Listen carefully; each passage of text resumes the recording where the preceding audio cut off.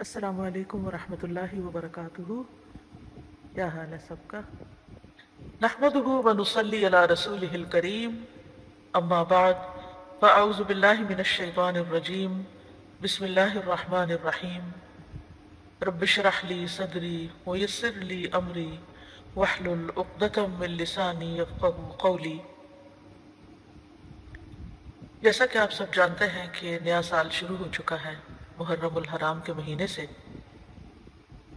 محرم اللہ کا مہینہ ہے، ہجری سال کا پہلا مہینہ، اور یہ حرمت والے مہینوں میں سے سب سے آخری مہینہ ہے، یعنی تین جو پے در پے مہینے ہیں ان میں سے آخری مہینہ ہے، اور وہ پے در پے مہینے ذوالقعدہ، ذوالحجہ اور محرم ہے، اور رجب الگ سے ہے۔ آج ہم انشاءاللہ آپ کے ساتھ بھوک اور فاقوں سے بچنے کی دعائیں شیئر کریں گے، اور ہم اس سلسلے میں دیکھیں گے کہ ہمیں ہمارا دین کیا سکھاتا ہے جب ہم پر کوئی مشکل آئے۔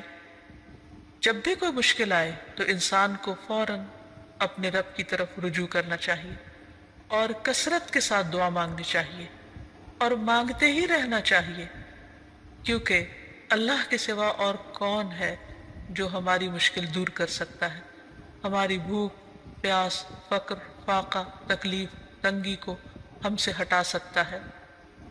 نبی صلی اللہ علیہ وسلم نے فرمایا، جب تم میں سے کوئی دعا مانگے تو کثرت سے مانگے، کیونکہ وہ اپنے رب سے مانگ رہا ہے، کسی اور سے نہیں۔ کیونکہ انسان جب کسی اور سے مانگتا ہے تو وہ ناراض ہو جاتا ہے، وہ نظریں چرانے لگتا ہے، وہ دور ہونے لگتا ہے، تعلقات خراب ہونے لگتے ہیں۔ لیکن جب انسان اپنے رب سے مانگتا ہے تو رب خوش ہوتا ہے، اس دعا کو انسان کے حق میں عبادت لکھ دیتا ہے، اس دعا کے مانگنے پر بے پناہ اجر لکھ دیتا ہے، اور دعا کے مانگنے سے انسان کی مشکل کو بھی آسان کرتا ہے۔ اصل میں دعا رکھی اس لیے گئی تاکہ انسان کا اپنے رب کے ساتھ ایک مضبوط تعلق قائم رہے۔ اسی طرح ایک اور حدیث میں بھی آتا ہے کہ رسول اللہ صلی اللہ علیہ وسلم نے فرمایا، لوگوں میں سب سے زیادہ عاجز وہ ہے جو دعا نہ مانگے، جو دعا مانگنے میں عاجز ہو، یعنی وہ دعا مانگنے میں سستی کرے، یا کم ہمتی سے کام لے، یا مایوسی کرے کہ میں تو بہت مانگ چکا، اب میں تھک چکا ہوں اور میری دعا تو سنی نہیں جاتی۔ نہیں، انسان کبھی بھی اپنے رب سے مایوس نہ ہو، لیکن یاد رہے کہ دعا مانگنے سے پہلے ہمیشہ اللہ سبحانہ وتعالیٰ کی حمد و ثنا کرے۔ ایک شخص نبی صلی اللہ علیہ وسلم کے پاس حاضر ہوا اور کہنے لگا کہ یا رسول اللہ صلی اللہ علیہ وسلم، مجھے قرآن مجید میں سے کچھ یاد نہیں رہتا، تو مجھے کچھ ایسے کلمات سکھا دیجئے کہ مجھے وہ اس سے کفایت کریں، یعنی میں ان کو زبانی یاد کر لوں اور ان کو پڑھتا رہوں۔ تو آپ صلی اللہ علیہ وسلم نے اس کو سکھایا، سبحان اللہ والحمد للہ ولا الہ الا اللہ واللہ اکبر ولا حول ولا قوت الا باللہ۔ اللہ پاک ہے، سب تعریف اللہ کے لیے ہے، اس کے سوا کوئی معبود نہیں، اللہ سب سے بڑا ہے، اور برائیوں سے بچنے کی ہمت اور نیکی کرنے کی قوت اللہ کے سوا کسی سے ممکن نہیں، یعنی اللہ تعالیٰ ہی انسان کو یہ قوت عطا کرتا ہے۔ تو گویا جب انسان فقر و فاقہ میں مبتلا ہو یا کسی بھی قسم کی محتاجی اس پر آ جائے تو پھر اللہ سبحانہ وتعالیٰ ہی کی طرف رجوع کرے، کثرت کے ساتھ درود شریف پڑھے، اور خصوصاً دعا سے پہلے درود شریف کا پڑھنا قبولیت کا باعث بنتا ہے، اور اس میں درود ابراہیمی بھی پڑھا جا سکتا ہے، اور اس کے علاوہ مختصر درود جو ہیں وہ بھی پڑھے جا سکتے ہیں۔ کم سے کم اتنا تو کہے صلی اللہ علیہ وسلم، اور جتنی بار کہے گا ہر بار کہنے سے 10 رحمتیں اس پر آئیں گی۔ جہاں تک فقر و فاقہ کا تعلق ہے تو یہ ہوتا تو ہے، لیکن حقیقت میں اصل فقیری دل کی فقیری ہوتی ہے۔ بہت سے لوگوں کے پاس بہت کچھ ہوتا ہے، لیکن اس کے باوجود بھی ان کے دل میں ہر وقت ایک خوف رہتا ہے، یا ایک احساس رہتا ہے کہ ہمارے پاس کچھ نہیں، یا اگر یہ نہ رہا تو کیا بنے گا۔ اسی لیے ہم دیکھتے ہیں کہ ابو ذر رضی اللہ تعالیٰ عنہ کہتے ہیں کہ رسول اللہ صلی اللہ علیہ وسلم نے مجھ سے فرمایا، اے ابو ذر، تم مال کی کثرت کو مالداری سمجھتے ہو؟ میں نے عرض کیا، ہاں اے اللہ کے رسول صلی اللہ علیہ وسلم۔ آپ نے فرمایا، اور کیا مال کی کمی کو فقر سمجھتے ہو؟ میں نے عرض کیا، ہاں اے اللہ کے رسول صلی اللہ علیہ وسلم۔ آپ نے فرمایا، مالداری دل کی مالداری ہے اور فقر بھی دل کا فقر ہے. یعنی انسان اگر اپنے آپ کو نعمتوں پر راضی رکھتا ہے اور اس کی نگاہ ان نعمتوں کی طرف جاتی ہے جو اس کو ملی ہوئی ہیں تو اس کا دل ہمیشہ غنی رہے گا. لیکن اگر انسان ہر وقت یہ سوچتا رہے کہ اس کے پاس کیا نہیں اور اس کے مقابلے میں دوسروں کے پاس کیا کچھ ہے تو پھر کبھی بھی اس کی محتاجی ختم نہیں ہو سکتی. اس سلسلے میں یہ بھی یاد رکھیے کہ انسان اللہ کے دیے ہوئے کو پا کر کبھی خود کو محتاج نہ سمجھے. تو گویا خوش قسمت ہیں وہ لوگ جو تھوڑا پا کر بھی اپنے رب سے راضی رہتے ہیں اور اللہ تعالیٰ سے خوش گمان رہتے ہیں اور اچھے کی امید رکھتے ہیں. رسول اللہ صلی اللہ علیہ وسلم نے فرمایا مالداری کو غنا نہیں کہتے، غنا تو دل کا ہوتا ہے. جب اللہ کسی بندے کے حق میں خیر و بھلائی کا ارادہ کرتا ہے تو اس کے نفس میں غنا اور دل میں تقوی پیدا کر دیتا ہے، اور جب اللہ کسی بندے کے حق میں شر کا ارادہ کرتا ہے تو اس کی فقیری کو اس کی دونوں آنکھوں کے سامنے رکھ دیتا ہے اور اسے سوائے اپنے فقر اور محتاجی کے کچھ نظر نہیں آتا. لہٰذا اس کی کنڈیشن مزریبل ہو جاتی، وہ ہر وقت پریشان اور دکھی رہتا ہے اور وہ ان نعمتوں کو بھی انجوائے نہیں کر سکتا جو اللہ تعالیٰ نے اس کو دی ہوئی ہیں. اگر انسان غور کرے کہ اس کی اگر خدا نخواستہ آنکھ چلی جائے تو کیا دنیا بھر کی دولت خرچ کر کے بھی وہ آنکھ لے سکتا ہے واپس؟ یا اگر اس کے جسم کا کوئی اور حصہ چلا جائے، ضائع ہو جائے، تو کیا دنیا بھر کی دولت خرچ کر کے وہ اس طرح کی نعمت واپس لوٹا سکتا ہے؟ ہرگز نہیں. ہمارے جسم کا ایک ایک حصہ لاکھوں کروڑوں کا ہے. ہم کہیں سے بھی محتاج اور فقیر نہیں اگر ہم اپنے پاؤں پہ چلتے ہیں اور اپنے ہاتھوں سے کام کر سکتے ہیں. اور اللہ تعالیٰ نے ہمیں نگاہوں کی روشنی عطا کر رکھی ہے اور سننے کی طاقت، اور ہمارا دل دھڑکتا ہے اور ہمیں زندگی نصیب ہے، تو اللہ سبحانہ وتعالیٰ باقی نعمتیں بھی ہم پر آسان کر دے گا. صرف یہ کہ انسان وقتی طور پر کسی آزمائش سے نہ گھبرائے. پھر اسی طرح فقر و فاقہ چونکہ ایک آزمائش ہے تو اللہ تعالیٰ مختلف لوگوں کو مختلف طریقے سے آزماتا ہے. تو کچھ لوگوں کو فقر سے آزماتا ہے، اور اس میں صرف یہ نہیں کہ کسی عام انسان کو، بلکہ اللہ تعالیٰ نے اپنے بڑے بڑے نیک بندوں کو بھی اس سے آزمایا ہے. لیکن عام حالات میں فقر و فاقہ کے جو اسباب ہمیں قرآن و سنت سے پتہ چلتے ہیں ان میں سے ایک وجہ دین سے دوری بھی ہے. معقل بن یسار کہتے ہیں رسول اللہ صلی اللہ علیہ وسلم نے فرمایا تمہارا رب فرماتا ہے اے ابن آدم میری عبادت کے لیے فارغ ہو جا تو میں تیرے دل کو غنا سے اور تیرے ہاتھ کو رزق سے بھر دوں گا. اے ابن آدم مجھ سے دور نہ ہو ورنہ میں تیرے دل کو فقر سے اور تیرے ہاتھ کو شغل اور مصروفیت سے بھر دوں گا. یعنی تم کام بھی کرتے رہو گے لیکن تمہارا غم کبھی دور نہیں ہوگا. قرآن مجید سے بھی ہمیں واضح طور پر یہ بات پتہ چلتی ہے کہ جو شخص اللہ کے ذکر سے منہ موڑتا ہے اللہ تعالیٰ دنیا کی زندگی بھی اس پر تنگ کر دیتے ہیں. فرمایا وَمَنْ أَعْرَضَ عَنْ ذِكْرِي فَإِنَّ لَهُ مَعِيشَةً ضَنْكَا وَنَحْشُرُهُ يَوْمَ الْقِيَامَةِ أَعْمَى. فرمایا اور جو میری یاد سے منہ موڑے گا تو اس کی زندگی تنگ ہو جائے گی اور قیامت کے دن ہم اسے اندھا کر کے اٹھائیں گے. اور حقیقت یہ ہے کہ یہ آیت بالکل سچی ہے، کیونکہ جو شخص صرف دنیا کی محبت میں مبتلا ہو جاتا ہے اور دنیا ہی کا ہم و غم پال لیتا ہے پھر اس کی یہی کیفیت ہو جاتی ہے کہ سب کچھ ہوتے ہوئے بھی اس کے اندر تنگی رہتی ہے. رسول اللہ صلی اللہ علیہ وسلم نے فرمایا جو اپنی فکر آخرت کو بنا لیتا ہے تو اللہ تعالیٰ اس کے تمام امور کو جمع کر دیتا ہے اور اس کے دل کو بے نیاز کر دیتا ہے اور دنیا اس کے پاس ذلیل ہو کر آتی ہے. اور جس کی نیت صرف دنیا حاصل کرنے کی ہو یعنی وہ آخرت کو بھولا ہوا ہو اللہ اس کی تنگیوں کو اس پر کھول دیتا ہے. اس کا فقر اس کی آنکھوں کے سامنے آتا ہے اور اسے صرف اتنی ہی دنیا ملتی ہے جتنی اس کے لیے لکھی جا چکی ہوتی ہے، اس سے زیادہ نہیں ملتی. اس لیے انسان کو ہمیشہ اللہ سبحانہ وتعالیٰ کی طرف رجوع کرنا چاہیے اور جو کچھ انسان کو ملا ہے اس پر راضی رہنا چاہیے، شکر ادا کرتے رہنا چاہیے اور فقر و فاقہ کے علاج کے لیے اللہ تعالیٰ سے ہی دعائیں کرنی چاہیے. ابو ذر غفاری کہتے ہیں نبی صلی اللہ علیہ وسلم اللہ سبحانہ وتعالیٰ سے روایت کرتے ہیں کہ بے شک اللہ تعالیٰ فرماتا ہے اے میرے بندو تم سب بھوکے ہو سوائے اس کے کہ جسے میں کھلاؤں، تو تم مجھ سے کھانا مانگو، میں تمہیں کھلاؤں گا۔ اے میرے بندو، تم سب برہنہ ہو سوائے اس کے جسے میں لباس پہناؤں، تو تم مجھ سے لباس مانگو، میں تمہیں لباس پہناؤں گا۔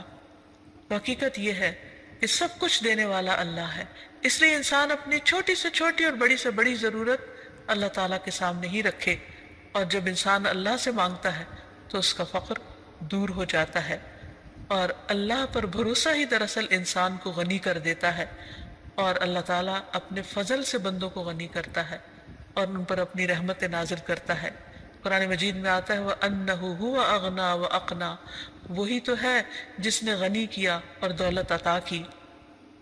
بعض اوقات وہ دے کر لے لیتا ہے، بعض اوقات دینے کے بعد پھر وہ مزید دیتا ہے، اور یہ سب اس کے اپنے فیصلے ہیں، لیکن انسان کو ہر صورت میں اللہ تعالیٰ کی طرف ہی رجوع کرنا چاہیے اور اللہ تعالیٰ کی تقسیم پر راضی رہنا چاہیے، قناعت اختیار کرنی چاہیے۔ اور جب انسان پر فقر و فاقہ یا بھوک کی کوئی کیفیت طاری ہو تو نبی صلی اللہ علیہ وسلم کی بھوک کو یاد کر لینا چاہیے۔ یہ حدیث یاد رہے کہ رسول اللہ صلی اللہ علیہ وسلم اس دنیا سے رخصت ہو گئے اور آپ نے کبھی جو کی روٹی بھی آسودہ ہو کر نہیں کھائی۔ ایک اور روایت میں آتا ہے کہ رسول اللہ صلی اللہ علیہ وسلم بعض اوقات سارا دن بھوک کی وجہ سے بے قرار رہتے تھے، اور آپ کوئی خراب کھجور تک گھر میں نہیں پاتے تھے کہ جس سے آپ اپنا پیٹ بھر لیں، حالانکہ آپ اللہ کے محبوب تھے۔ تو اس سے یہ پتہ چلتا ہے کہ ضروری نہیں کہ جو شخص فقر و فاقہ کا شکار ہو جائے اللہ تعالیٰ اس پر ناراض ہی ہو۔ بعض اوقات اللہ تعالیٰ اپنے پیارے بندوں کو آزماتا ہے، انہیں مختلف طرح کے امتحانوں میں ڈالتا ہے تاکہ انہیں اور زیادہ اپنا مقرب بنا لے۔ پھر اسی طرح انسان جب دعائیں کرے تو جو دعائیں ہمیں قرآن و سنت میں سکھائی گئی ہیں ان سے خاص طور پر اللہ تعالیٰ سے مدد مانگتا رہے، کیونکہ ساری تکلیفیں صرف اللہ ہی دور کرتا ہے۔ اللہ تعالیٰ فرماتے ہیں قل أفرأيتم ما تدعون من دون الله إن أرادني الله بضر هل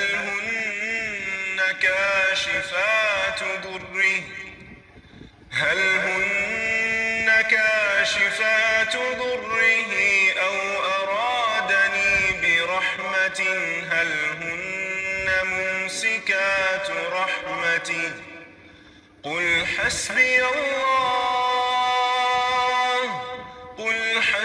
الله عليه يتوكل المتوكلون۔ آپ انہیں کہیے بھلا دیکھو جنہیں تم اللہ کے سوا پکارتے ہو، اگر مجھے کوئی تکلیف پہنچانا چاہے تو تمہارے معبود اس کی پہنچائی ہوئی تکلیف کو کیا دور ہٹا سکتے ہیں؟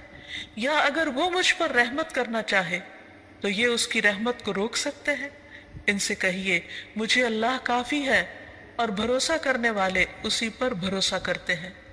تو گویا ہر تکلیف کے معاملے میں رجوع اللہ کی طرف ہو، اسی پر بھروسہ ہو، اسی پر توکل ہو، اسی کے آگے گریہ و آہذاری ہو اور اسی سے انسان مانگتا رہے۔ تو یہ چند ایک دعائیں ہیں جو ابھی آپ کو بتائی جائیں گی جو انسان ایسی تکلیف کے موقع پر پڑھ سکتا ہے۔ سب سے پہلے تو دل کی غنا کی دعا ہے، اللہ میرے دل کو غنی کر دے، یعنی جو نعمتیں میرے پاس ہیں مجھے انہیں دیکھنے والی نظر دے اور اطمینان والا دل عطا کر۔ تو دعا ہے اللہم انی اسألک الہدی والتقی والعفاف والغنی، اے اللہ میں تجھ سے ہدایت، تقوی، پاک دامنی اور غنا کا سوال کرتا ہوں۔ پھر اسی طرح خاص طور پر فقر و فاقہ سے بچنے کی دعا ہے۔ نبی صلی اللہ علیہ وسلم صبح و شام یہ دعا مانگا کرتے تھے اللہم انی اعوذ بک من الکفر والفقر، اللہم انی اعوذ بک من عذاب القبر لا الہ الا انت، اے اللہ میں کفر اور فقر سے تیری پناہ میں آتا ہوں، اے اللہ میں عذاب قبر سے تیری پناہ میں آتا ہوں، تیرے سوا کوئی معبود نہیں۔ آپ یہ کلمات 3 مرتبہ صبح اور 3 مرتبہ شام کو دہرایا کرتے تھے۔ یعنی آپ سوچئے کہ نبی صلی اللہ علیہ وسلم جو اللہ کے محبوب تھے، صبح و شام فقر و فاقہ سے بچنے کی دعا کیا کرتے تھے۔ اسی طرح ایک اور دعا ہے، نبی صلی اللہ علیہ وسلم دعا کرتے، اللہم انی اعوذ بک من الفقر والقلۃ والذلۃ واعوذ بک من ان اظلم او اظلم۔ اے اللہ، میں فقر و فاقہ، قلت اور ذلت سے تیری پناہ میں آتا ہوں، کیونکہ بعض اوقات فقر و فاقہ انسان کو ذلیل کر دیتا ہے، اور اس بات سے تیری پناہ میں آتا ہوں کہ میں کسی پر ظلم کروں یا کوئی مجھ پر ظلم کرے۔ اسی طرح ہم دیکھتے ہیں کہ نبی صلی اللہ علیہ وسلم اپنے بستر پر جا کر جو دعائیں رات کو سونے سے پہلے پڑھتے، ان میں بھی جو ایک دعا ہے اس میں بھی خصوصی طور پر آپ قرض اور فقر سے پناہ مانگتے ہیں۔ ابو ہریرہ روایت کرتے ہیں کہ رسول اللہ صلی اللہ علیہ وسلم جب بستر پر تشریف لاتے تو کہا کرتے تھے، اللہم رب السماوات والارض ورب کل شیء فالق الحب والنوى ومنزل التوراة والانجیل والقرآن اعوذ بک من شر ذی شر انت آخذ بناصیته انت الاول فلیس قبلک شیء وانت الآخر فلیس بعدک شیء وانت الظاہر فلیس فوقک شیء وانت الباطن فلیس دونک شیء اقض عنی الدین واغننی من الفقر۔ اس کا ترجمہ ہے، اے اللہ، ساتوں آسمانوں اور زمین کے رب اور ہر چیز کے رب، دانے اور گٹلی کو چیرنے والے، تورات اور انجیل اور قرآن نازل کرنے والے، میں تجھ سے ہر اس چیز کے شر سے پناہ مانگتا ہوں جسے تو اس کی پیشانی کے بالوں سے پکڑنے والا ہے۔ تو سب سے پہلے ہے، تجھ سے پہلے کچھ نہیں، تو ہی آخر ہے، تیرے بعد کچھ نہیں، تو سب سے اوپر ہے، تیرے اوپر کچھ نہیں، اور تو ہی باطن میں ہے، تجھ سے مخفی کچھ نہیں۔ اے اللہ، میرا قرض ادا کر دے اور مجھے فقر سے بے نیاز کر دے۔ تو اس میں آپ دیکھیے کہ اللہ سبحانہ وتعالیٰ کی صفات کا ذکر ہوا ہے کہ اللہ سبحانہ وتعالیٰ ساتوں آسمانوں اور زمینوں کا مالک ہے، اور آپ دیکھیے کہ زمین کے ایک چھوٹے سے ٹکڑے میں بھی کتنی خیر و برکت ہوتی ہے، کتنی بھلائی ہوتی۔ کہا یہ کہ وہ پوری زمین کا مالک، اور صرف اس زمین کا نہیں، باقی زمینوں کا بھی مالک، تمام ستاروں سیاروں کا مالک، سارے آسمانوں اور جو کچھ ان کے اندر ہے ان سب کا مالک۔ اور پھر فالق الحب والنوا کہہ کے یہ بتایا گیا کہ اللہ تعالیٰ زبردست قدرت کا مالک ہے، وہ زمین کے اندھیروں میں بیج اور گٹلی کو پھاڑتا ہے اور اس سے بہترین پودے نکالتا ہے جس میں انسان کے رزق کا سامان ہے۔ پھر زمین سے بھی کچھ رزق نکلتا ہے اور آسمان سے بھی اترتا ہے۔ پھر تورات، انجیل اور قرآن روحانی رزق ہیں، ان کا ذکر کیا گیا۔ ان تمام چیزوں کا ذکر کر کے اللہ تعالیٰ کی صفات بیان کر کے پھر ہر چیز کے شر سے پناہ مانگی گئی جس کا کنٹرول اللہ کے ہاتھ میں ہے۔ اور پھر اللہ تعالیٰ کے کچھ ناموں اور صفات کا ذکر کیا گیا کہ اے اللہ، تو سب سے اول ہے اور تو ہی سب سے آخر ہے، نہ کوئی تجھ سے پہلے ہے اور نہ کوئی تجھ سے بعد، یعنی سب چیزیں تیرے ہی کنٹرول میں ہیں، تو ہی ہر ایک کا مالک ہے اور تیرے اوپر کوئی بھی نہیں ہے، اور تو ہی ظاہر ہے اور تو ہی باطن ہے، اور تجھ سے کچھ بھی چھپا ہوا نہیں۔ اور یہ ساری صفات ذکر کر کے آخر میں کیا فرمایا کہ تو میرا قرض ادا کر دے اور جو مجھے فقر سے بے نیاز کر دے۔ تو جو شخص یہ دعا مانگے گا انشاءاللہ اسے مالی مشکلات سے، پریشانی سے نجات ملے گی۔ پھر اسی طرح نبی صلی اللہ علیہ وسلم رات کے وقت جب بھوک کی شدت سے آپ کی آنکھ کھل جاتی اور آپ بے قرار ہوتے تو آپ یہ دعا پڑھا کرتے تھے، لا الہ الا اللہ الواحد القہار رب السماوات والارض وما بینہما العزیز الغفار۔ کوئی معبود برحق نہیں مگر اللہ جو اکیلا اور زبردست ہے، آسمانوں، زمین اور ان کے درمیان کی تمام چیزوں کا رب ہے، وہ غالب اور بہت بخشنے والا ہے۔